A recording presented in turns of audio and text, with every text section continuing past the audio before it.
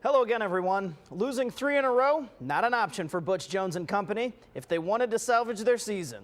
The Bearcats welcome Syracuse into Nippert Stadium, looking to stop the 2-game skid. But we're behind early, down 10-7 to start the second quarter, and on 4th and 2 from 37 yards out, they go for it. Munchie Legault on the handoff to George Wynn, and holy Tim Tebow, Batman. Wynn on the jump throw to a wide-open Travis Kelce, and they aren't going to catch him. Bearcats take the lead. A lead they would give up before halftime on this Ryan Nassib hookup to a poorly covered Alec Lemon, 17-14 Orange at the half. After the break, same score, and this time Munchie does it himself. On the quarterback keeper, and he gets to the edge and just barely gets it in. They would review, but the play would stand. Cincinnati back on top. A rushing touchdown by Jerome Smith gave the lead right back to Syracuse, but when Brandon Kay came in to give Legault a breather, he found Kelce, who scored his second of the game, giving them the lead for good. The skid is over as the Bearcats go on to win 35-24. If it were a fight, they would have stopped it in Columbus. The Buckeyes all over the Fighting Illini. It was 31-6 at the half, 6 of them coming on this wide-open catch and run by Rod Smith, 51 yards. Braxton Miller finished with 226 yards and 2 scores through the air, and another 76 yards and a score with his feet. None of it means anything, though, with no bowl eligibility, but the Buckeyes stay undefeated. Let's swing things down to Louisville. Wait. Does that say Temple is tied at 17 with the Cards? Why, yes, it does. But this is Jeremy Wright who ends that tie from 3 yards out on the ground. And from there, Louisville would never look back. 3 more touchdowns keeps them undefeated. And speaking of undefeated, the bandwagon keeps adding members as the Irish find themselves in that same boat this late in the season since high-top fades were fashionable the first time around, 1993 for the kids watching. They'll stay that way for another week as they take care of Pitt in triple OT 29-26. A week after beating the undefeated Bobcats, the Redhawks couldn't keep the momentum going in Buffalo. The defense allowed the Bulls to put up 24 in the second half and a 27-24 loss. And Joker Phillips might soon be looking for new employment. Not only did the Wildcats fail to win again, they failed to score. That's 8 losses in a row. Vanderbilt destroys Kentucky 40-0. High school playoff time. Always a brawl when Coleraine and St. X get together. Tonight would be no different. Cards already ahead 7-0 after scoring on their first drive, and Alfred Ramsey makes sure they keep the party going. Ramsey is going to keep it himself this time. He finds a hole, and that made it 21-0 before the half. The Bombers would finally get on the board at the start of the second half with their first drive, but Coleraine's high-powered offense gets the best of them for the second time this season, 35-14. To the Pit we go. Sycamore Aviators landing spot for their road matchup with the Fighting Dennis Jansons.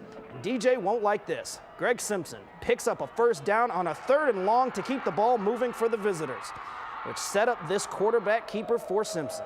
The score gives Sycamore the 7-0 lead.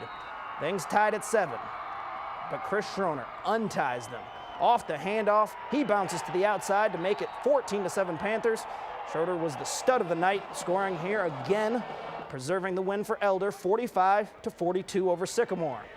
The Crusaders hosting the Warriors in their matchup tonight, already 7-0 when the Crusaders' Spencer Icavoni rolls out to his right and connects with Gus Ragland in the corner, make it 14-0 Moeller. They were humming on offense.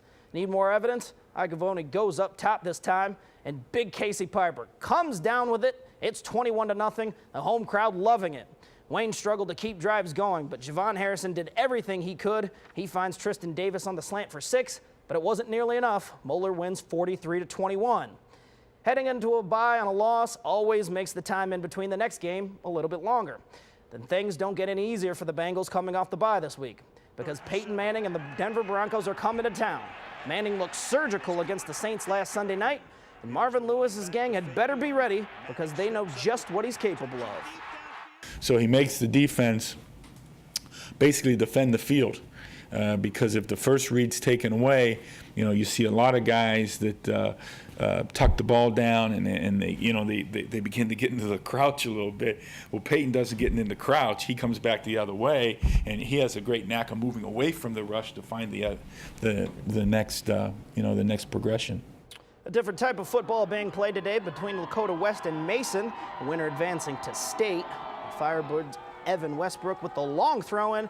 Gabe Welp to get them on the board with the backside header, but Pedro Diaz denies things to keep it scoreless. An offensive struggle in this one as neither scored in regulation nor both overtimes, but Mason wins 2-1 in a shootout to move on to the state semifinal at Bellbrook November 7th.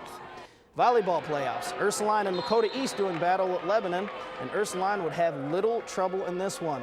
East on the serve, Abby Weisenberger with the set and with the soft touch. Paige Keevy just taps it over right into the unoccupied spot.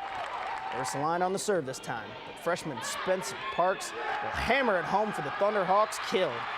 Ursuline, though, was just too much. They win in 4 sets, 25-18, 25-8, and 25-14. They'll play in the semifinals against Toledo St. Ursula November 8th at Wright State. And finally, the exhibition season underway for the Musketeers. They hosted Division II Kentucky State tonight at the Cintas Center. Jeff Robinson led the way for the Xavier with 12 points and 5 rebounds. That's going to do it for sports. We're back right after this.